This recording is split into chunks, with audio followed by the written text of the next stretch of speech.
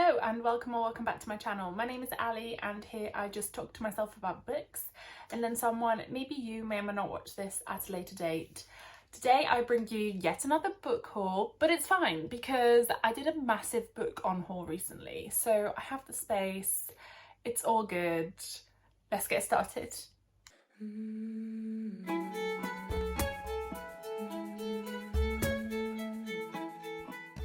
Okay, so this book haul is quite special because it contains my most anticipated book of the entire year. I have already unboxed it, so if you would actually like to see the original unboxing of that book, then please do watch my video, which will be a reading vlog of that book as well as the unboxing. I will put you out of your misery. The book in question is none other than Alchemized. This is the Fairy Loot adult book for September. I am currently in process of reading it. I am hoping to read it in its entirety this weekend. So it is currently Saturday and I am 184 pages in. There are 966 pages. So we shall see. We shall see how far I get. I really would like to finish it this weekend.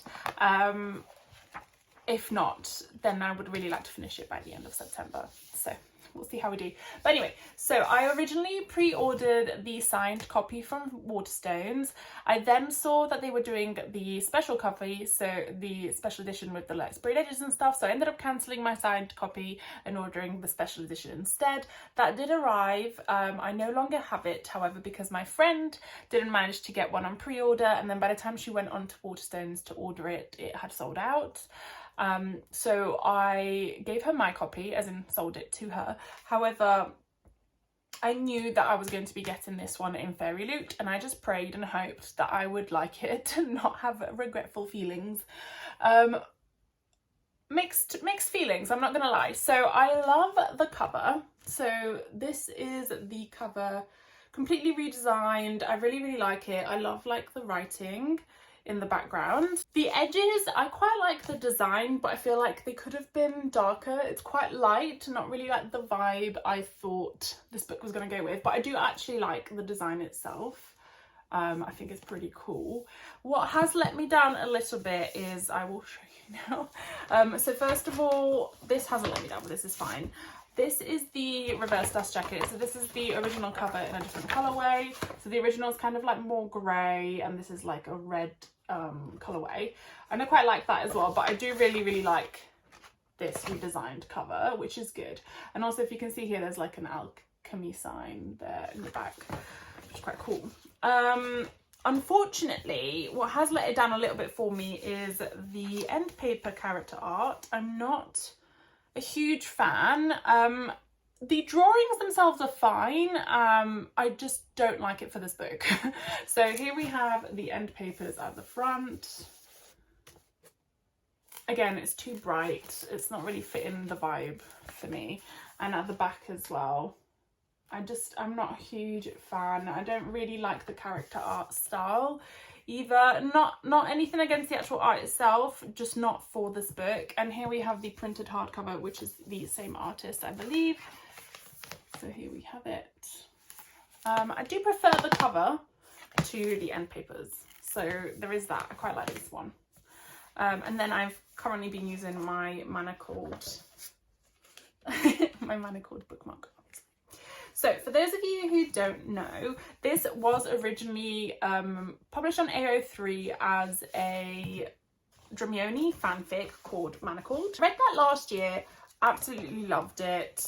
It destroyed me in every way possible, in the best ways possible. And I ended up binding my own copy of it. So I do have my own copy of Manacled. Then Suddenly New announced that they would be rewriting Manacled to not make it a fan fiction and to publish it traditionally in the form of Alchemized. So that's what we have here. And to be fair, having said that, it is quite hard not to compare it to Manacled, having read Manacled, but it has completely pretty much got its own world, its own magic system, and like the characters are completely different as well. So you do have this like High Lord type character, and you do have this woman who is the healer, and then you also have this man who is called the High Reeve. But other than that, unless you knew it was based on that fan fiction, I don't think you'd be able to tell. And as I said, I'm about 184 pages in, really enjoying it, and really enjoying it for like the uniqueness of it, not because of what it's based on. So I am really loving it so far. I am a little bit sad about this edition, to be honest. I feel like I actually liked the Waterstones one better, but you live and you learn. It's very rare that I don't like a Fairy or Illumicrate edition more than the like standard special editions, but I guess there was bound to be a time, and unfortunately it was this book. But anyway, so I will just quickly read the blurb because I don't want to give anything away, and I feel like I've already read some of it, so I might. So once a promising alchemist, Helena Marino is now a prisoner of war and of her own mind. Her resistance friends and allies have all been brutally murdered, her abilities suppressed, and the world she knows is destroyed. In the aftermath of a long war, Palladia's new ruling classes corrupt guild families and depraved necromancers, whose vile undead creatures helped bring about their victory, holds Helena captive. According to Resistance records, she was a healer of the importance within their ranks, but Helena has an inexplicable memory loss of the months leading up to her capture, making her enemies wonder, is she truly as insignificant as she appears, or are her lost memories hiding some vital piece of Resistance final gambit? To uncover the memories buried deep within her mind, Helena is sent to the High Reeve, one of the most powerful and ruthless necromancers in this new world. Trapped on his crumbling estate, Helena's fight is to protect her lost history and to preserve the last remaining shreds of her former self, and that is just beginning. For her prisoner and captor have secrets of their own, secrets Helena must unearth, whatever the cost. Please do read this. It's chunky, but it's worth it. It's worth it, promise you. Okay, and next we have a bunch of books that are currently not wrapped up because I either bought them or have received them.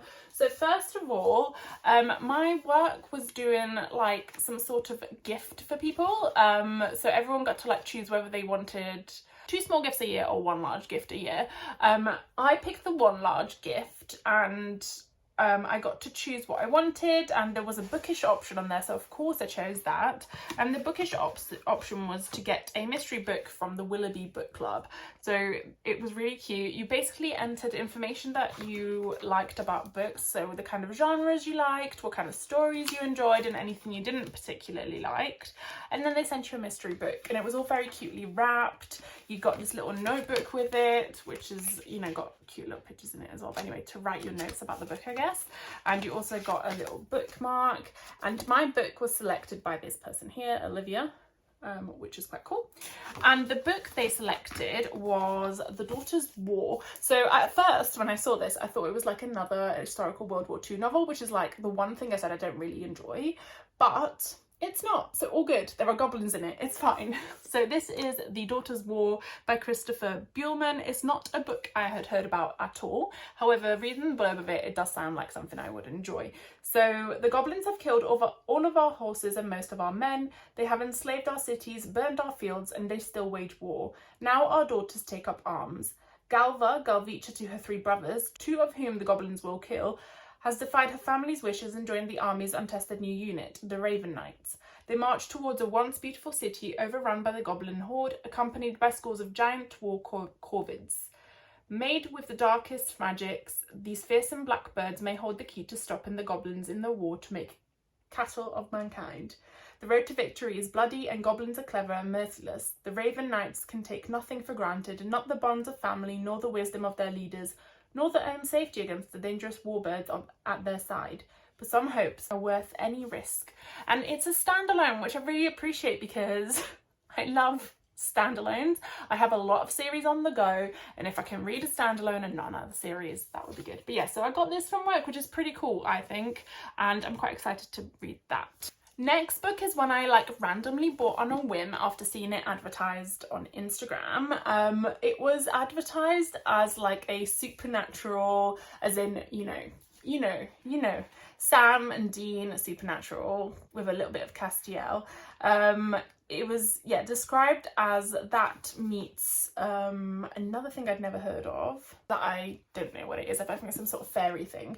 And that is Shot in the Dark by Mary Dublin and Anne Kensley.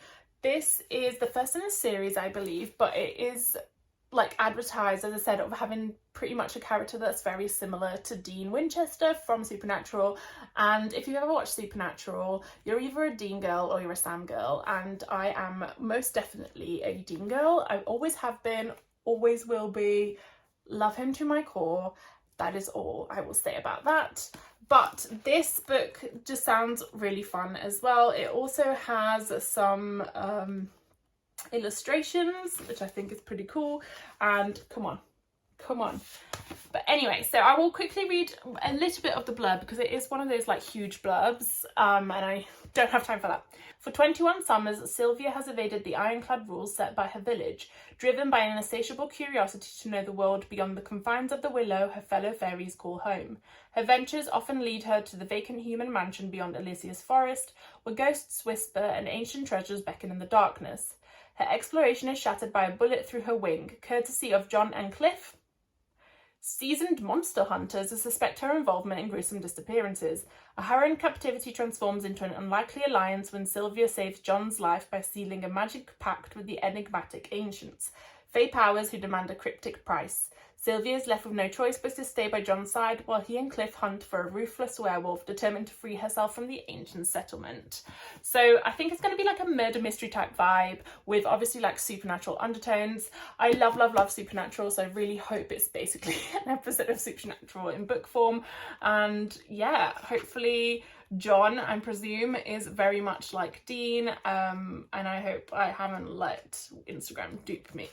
But here we go. I'm very excited and this sounds good. Next, I went to Tesco the other day to do a food shop and I saw a couple of books that they were part of their like 2 for £9.50 deal, and I can't ever say no. Both of these books were on my radar. I've been wanting to pick them up for a while anyway, so I did.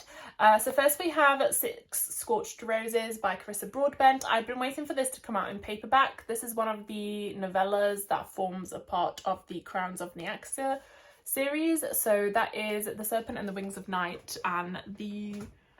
oh gosh, where's the other one? Down here. The Ashes and the Starcursed King is the first duology. There is then the follow-up, which is another duology. I do have the first book in paperback and the second one has yet to come out. There is then another novella called like Slaying the Vampire Conqueror that has yet to come out in paperback, so I have not yet got it. And then there was this one, which is again another novella. So I'm quite excited to continue on in that world. I really enjoy Carissa Broadbent's writing, and over here the War of the Lost Heart series is one of my favourite series I've ever read and I adore it. So quite excited to continue on in the world of Nyaxia, and yeah, I love a little novella every now and then, as long as it provides like a bit of continuation to the story. Why not? And then the other book I picked up as part of that deal was Spark of the Everflame by Penn Cole. I have not read this, but I've seen it absolutely everywhere for what feels like about 500 years. And I've been meaning to pick this up, but I was like, I have so many series on the go at the moment. I have so many series to start that I've already bought all the book of. So I have been putting it off, but then it got the better of me and I picked it up. And I'm quite excited to read it. It's another romantasy type book, and you know, I like it sometimes. All her life, healer Diane Bellator has yearned to escape her tiny village of Emarian, a realm ruled over by cruel demigods known as the Descended. Although her parents have always tried to shield her from their brutality, Diane's world changes forever when her mother goes missing, leading her to uncover dangerous secrets that links her family to the dreaded Descendant in ways she never imagined. The journey to unravel the web of mysteries Diane's mother left behind is long and treacherous, and it soon leads her into the dark domain of those who rule the world, the Descended's royal palace itself. With the dying king's handsome enigmatic heir watching her every move and a ruthless rebel alliance urging her to join the looming civil war, Diane must reevaluate everything she thought she knew to save her loved ones and finally discover the truth about the world. So I'm really hoping this isn't overhyped and it's not a case of me falling into the trap of overhyped BookTok books again. Might well be, but I'm willing to try it. I'm willing to make up my own mind about it. We shall see. I probably won't pick it up for a while anyway. If we're being realistic, it'll probably be a number of months before I pick this up. But I just couldn't say no. The deal was the deal. And then yesterday I was away for a work event, and me and 3 of my friends are all Illumicray subscribers. So we've got a little WhatsApp group that we set up, and we always talk about books, and we are always terrible influences on each other when it comes to buying books, because girl, I will just tell you to get it. You know, I'm never gonna say no. Like, get it. If you want a book, buy it. I don't care. So I ended up convincing them that going to Waterstones would be a good idea post our work event. So we did. We ended up going to Waterstones, and I ended up getting 5 books. So let me take you through them now. So I did pretty much get a book from like every genre. First of all, we have none other than Grady Hendrix, and this is like what I like to call satirical horror. So this is the Final Girl support group. Grady Hendrix, if I've not mentioned before, is one of my favourite authors now. I just find his writing so funny in like a very satirical, dark way. It's right up my street in terms of sense of humour, but it also tackles quite a lot of dark and like meaningful topics in, as I said, a satirical way. So this one in particular follows the final girl that tends to be left alive at the end of horror stories, and they all are in a support group. Lynette Tarkenton survived a massacre 22 years ago, and it has defined every day of her life since. And she's not alone. For more than a decade, she's been meeting with 5 other final girls and the therapist in a support group for those who survived the unthinkable, putting their lives back together piece by piece. That is until one of the women misses a meeting and Lynette's worst fears are realised. Someone knows about the group and is determined to take their lives apart again, piece by piece. But the thing about these final girls is that they have each other now, and no matter how bad the odds, how dark the night, how sharp the knife, they will never ever give up.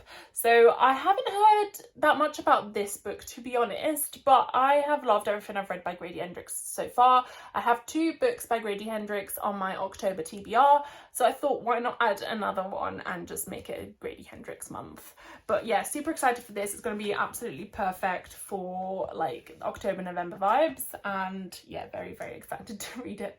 Next, kind of in a similar vein but different, I picked up The Lamb by Lucy Rose, which is like body horror and like folk horror tale type vibe with some cannibalism in it, I think. So this follows Margot and Mama, who is her mother. They lived by the forest. When Margot is not at school, they spend quiet days together in the cottage waiting for strangers to knock on their door. Strays, Mama calls them. Mama loves strays. She feeds them wine, keeps them warm, then she satisfies her burning appetite by picking apart their bodies.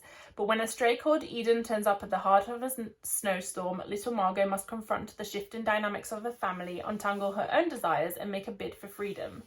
So this is a coming of age story in a very horror body grossness type of way. So my friend has read this and recommended it with a lot of trigger warnings, I think, and a lot of caveats, but I think it's something I would really, really enjoy. I really loved Tender is the Flesh. I thought it was like a really insightful story and kind of allegory about the meat industry and stuff, and I don't know if this is in a similar vein, but I just like body horror and I like horror stories, it turns out, and especially this time of year I'm really, really feeling like reading these types of books. So again, this might be another one that I try and squeeze onto my very unrealistically large October TBR. Next, I got a dystopian sci-fi book, I guess I would call it, and that is Annihilation by Jeff Vandermeer. I really love this edition with the holographic foiling. It's so cool. And then it's got some weird kind of like boar-like creature on the front. I have seen the movie of Annihilation and I did not enjoy it. However, I've heard really, really good things about the book from people who also didn't enjoy the movie. So I've got 2 close friends now who have read this and highly recommend it, and I trust their taste in books. So I'm willing to give it a go, and also this edition just was screaming at me to pick it up. So this is the first in a trilogy, I think. But I will just read the first one and see how we go, and if I like it, maybe I'll pick up the others, because I have been let down by books like this before. For example, I feel like Dune is just going to be a standalone for me, and in a similar way, I wish Children of Time had been a standalone. I don't feel the need to pick up the 3rd book, having read the 2nd, and it being a pretty big letdown. So we shall see. So Area X has been cut off from the rest of the continent for decades, and nature has reclaimed the last vestiges of human civilization. Expedition after expedition into Area X has failed to uncover its mysteries and the true nature of its danger to the world. Now, a group of 4 women makes the attempt as the 12th expedition: an anthropologist, a surveyor, a psychologist, and the narrator, a biologist. Their mission is to map the terrain, record observation of their surroundings, and above all, avoid being contaminated by Area X. And this is the harrowing cosmic mystery at the vanguard of eco-fiction. Okay, so eco-fiction then. But anyway, I am quite looking forward to this, and it's also a short book, and sometimes I really need to break up my 900-page monsters with some shorter books, you know, and this is less than 200 pages. Unheard of in my pile, but yeah, quite excited to pick this up as well, and it's shiny. Next, another massive genre switch. We have a translated fiction from Korea, and that is the Hakuda Photo Studio by Her Taeyeon, translated by Shanna Tan. This, as I said, is a translated Korean fiction, and it's just one of those like hopefully feel good slice of life type books. I really liked it because it's based in Jeju, so like the Jeju Islands, and I really would like to visit Jeju Island, although I've heard it's quite expensive. But from every like Korean drama I've ever watched, I'm just like obsessed with it and fascinated, so I'm quite excited to read a book that will be kind of like based in that sort of background. So burnt out by life and soul, JB came to Jeju Island for a much needed summer holiday, but on the last day of her trip she loses everything. Phone, credit cards, plane ticket. Looking for help, she stumbles across a tiny photography studio. Then and there she makes a choice that will change her life forever. JB accepts the offer of a job from the studio's frazzled owner, Seike Young. The photos they take together captured the magic of the island and its people, from the young couple struggling with cold feet before their wedding, to the ex-cop haunted by secrets from his past, and the geologist who discovers a precious fossil on one of Jeju's pristine beaches. Each has a story to tell. By following her dreams, JB finds a family she never had. This heartwarming novel is about taking a chance on a small town and a slow pace of life. And I think I'm going to absolutely adore it. If you don't know this about me, and I don't know how you don't know because I literally mention it every 3 words, I adore found family. It's quite possibly my favourite subgenre or like vibe of a book ever. Like found family for me is peak writing. I adore it. So having a book that is set in a place that I would really like to visit, following a number of different characters and developing this found family, it sounds perfect, and I cannot wait to pick it up to maybe break some of the darker months. And last but not least, for this small section, I picked up People Watching by Hannah Bonham Young. I do have Out on a Limb by Hannah Bonham Young, and I have not yet read it. I have heard really good things about it, however realised that it does have the pregnancy trope in it, which is not my favourite at all of tropes, but I am willing to give it a go at some point. I just need to be in the mood for romances again, and recently I've been mainly reading like Ali Hazelwood and BK Borison. BK Borison has another book coming out soon, so I'm kind of waiting for that because I'm never as much in the mood for like contemporary romance as I am for other books. But this one looked so cute and autumnal, and I was like, actually, again, is this another one to stick on my never-ending autumnal TBR? Possibly, quite possibly. So I mean, full vibes all over just based on the cover, and I do like a cute little romance every now and then. So Prudence Welch has found solace in her introverted small town life. Despite once dreaming of something different, she now finds contentment in her routines, working, writing and caring for her mother, who has early onset Alzheimer's. But as her mother's condition worsens, Prue feels her world slipping further out of control. Enter Milo Kablukov, an enigmatic wanderer whose beat-up van covered with ill-advised bumper stickers rolls into town just when Prue needs a change. It's all too easy to let go with him, and they strike up an unlikely friendship, which leads to a wild and sexy agreement between them. So it sounds cute, it sounds like fall, I am excited to pick it up as well at some point, maybe in the next 2 months. Another book that has been recommended to me by a couple of friends who, again, I really, really trust their taste in books. They have never led me astray before.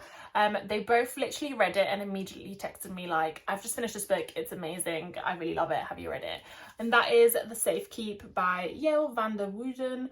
This is a translated book from the Netherlands, which I am now forgetting what you would call someone from the Netherlands. Netherlandish? Holland is the Netherlands. I don't know. Dutch? Yes. Dutch. Okay, so it must be translated from Dutch then. But anyway, it's written by an author from the Netherlands, and it was shortlisted for the Booker Prize last year in 2024.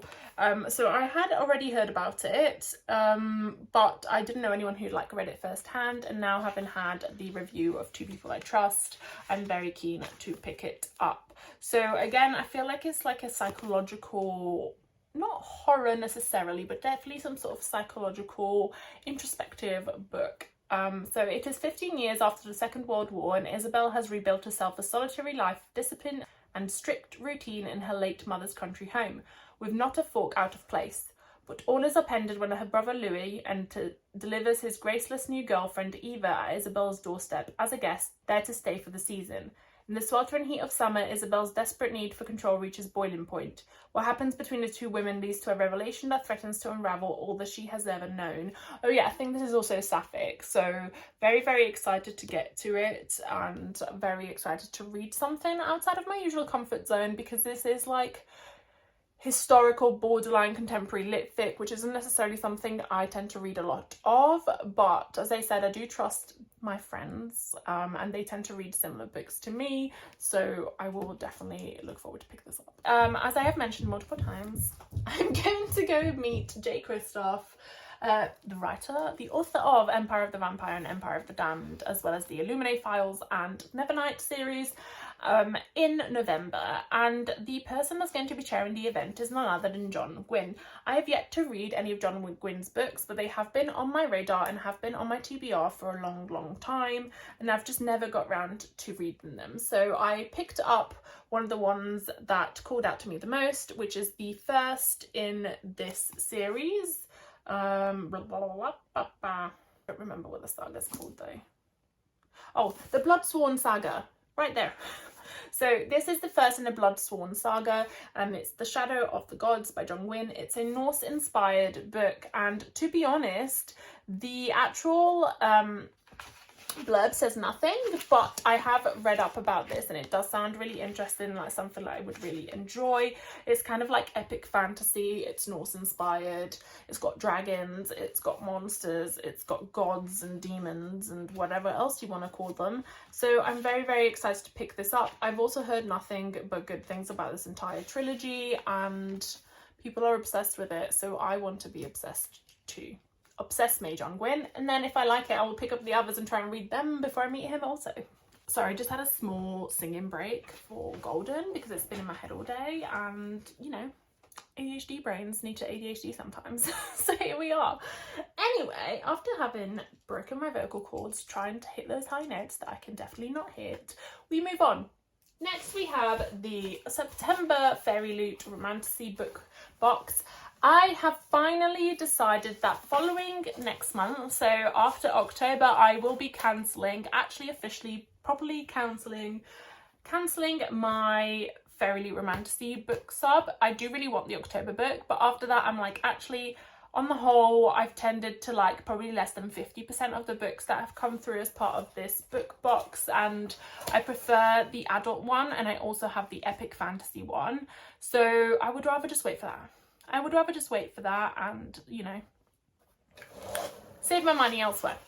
And also I've found that you can like find some of the copies of this book for close to the price on Vinted or eBay anyway. So if there is one I would really, really like to read, I can just pick it up. Okay, so this month the spoiler card was moulded by Iron. I have a pretty good idea of what this book is, / I have seen some people posting about it already, and it's one that has had a lot of hype. It was previously independently published and then was picked up and re-released recently and came out in September.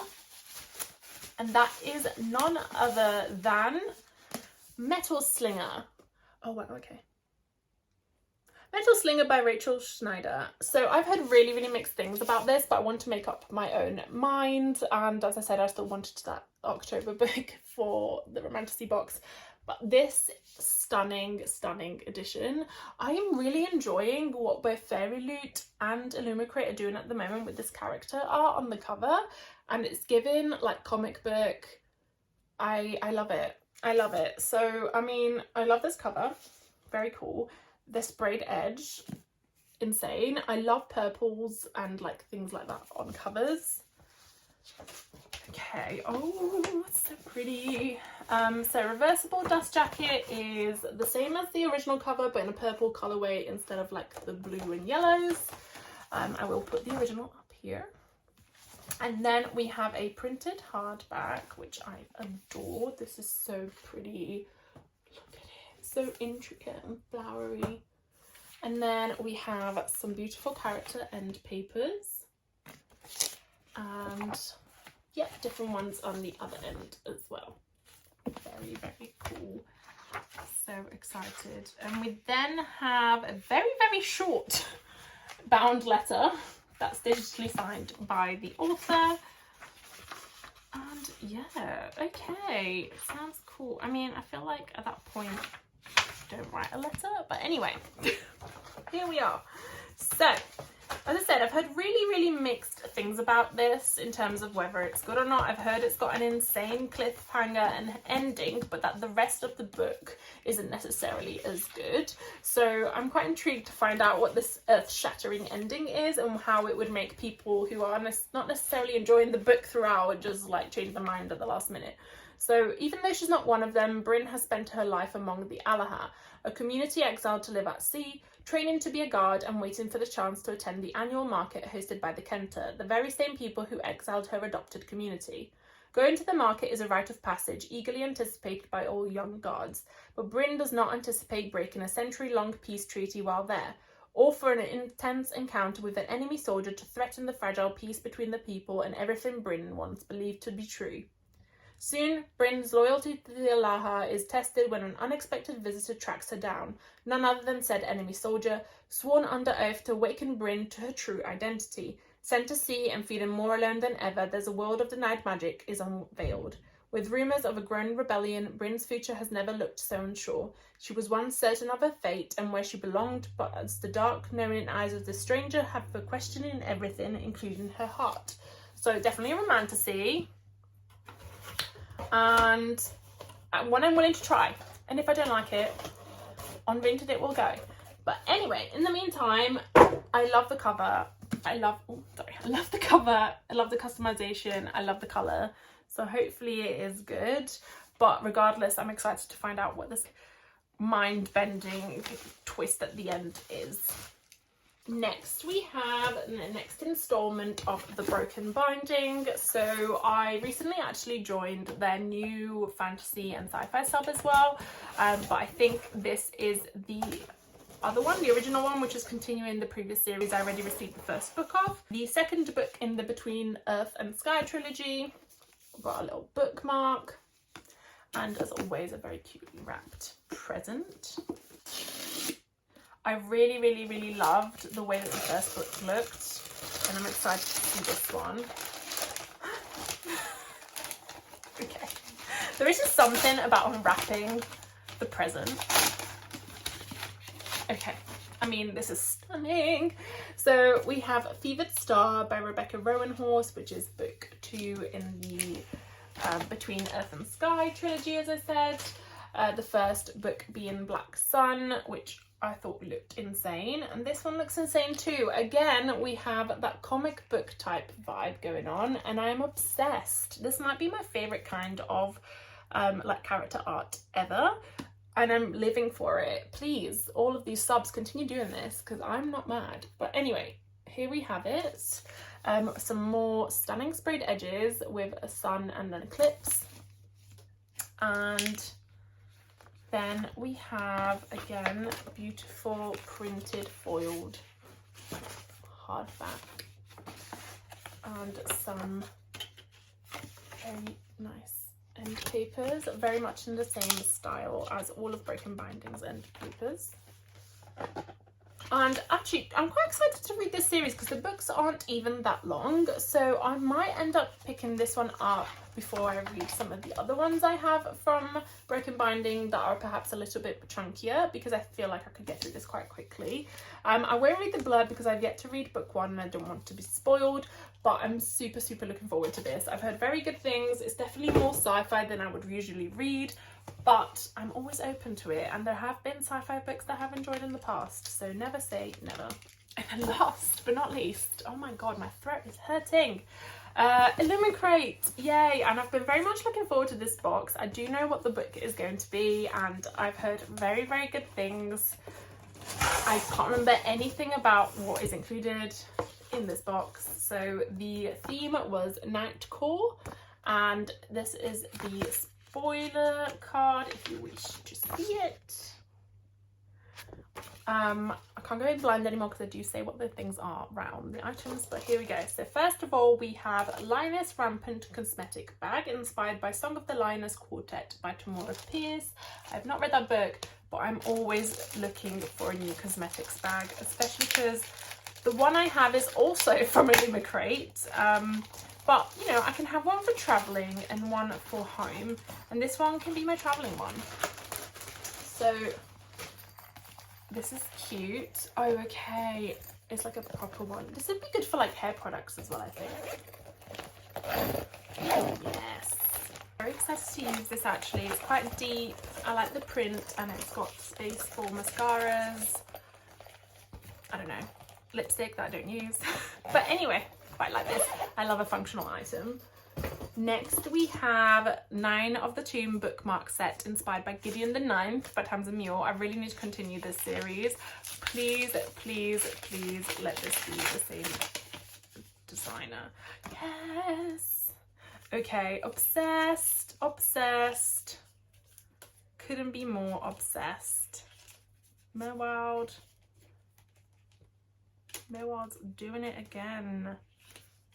So, oh my gosh, each one's double-sided. So many characters. So here we have Gideon, and then I can't remember what the other one's called, but yeah, Gideon the Ninth, and then the Necromancer, and then here we have, I don't know these characters' names, but this is so cool.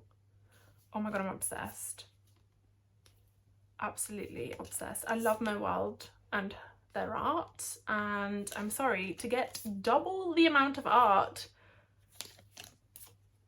I never think I thought I'd see this day. This is so cool.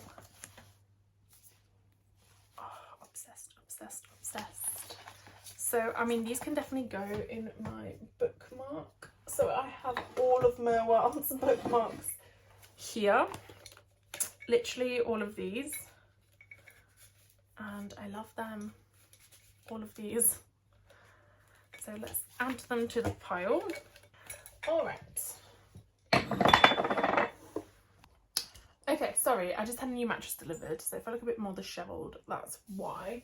But anyway, super excited with those bookmarks added to my collection. Now I can use them when I continue reading Gideon the Ninth series. Next we have another replica. So we have Excalibur from Legendborn Cycle by Tracy Deonn. Very excited for this. Also, I don't like keeping these bags anymore because they're really ugly now. They've got all the writing on top of them. But, oh my goodness, I love that. This is so pretty. And it can go right next to my Legendborn over here. Maybe this way up. Very cool. Love that. Last item is 6 Omen bookshelf bunting, inspired by The Night and the Moth, which I love as well. One of my favourite books I've read this year. and I do love a bit of bunting. I have tried the fairy lights, but it hasn't really worked out for me. And this looks so pretty. Okay. Oh, I love it. I love it. Definitely gonna put this up on the shelf. Okay, this is so cute.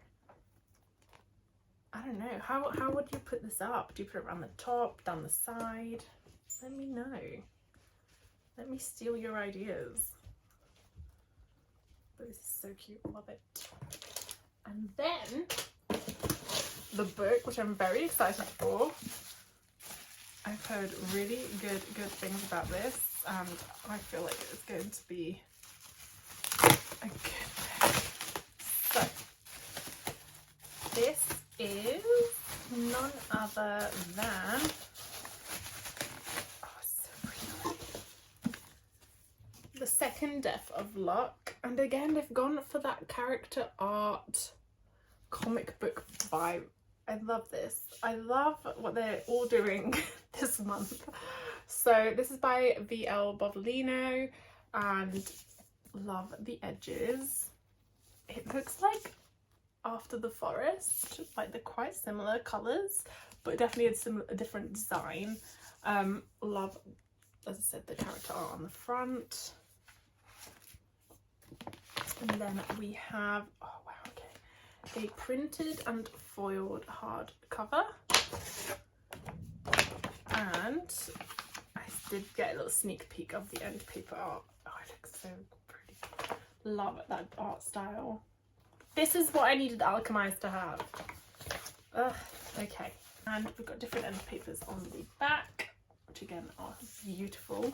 Then we have a handwritten, but obviously printed letter by the author and signed digitally, which Illumicrate announced they would no longer be doing like hand-signed books for the health of the authors, which I am very much behind. Like, I prefer, and I know it's not easy for everyone to do that, and it's quite a privileged position, like being able to meet the authors and getting them to like personalize and sign a book.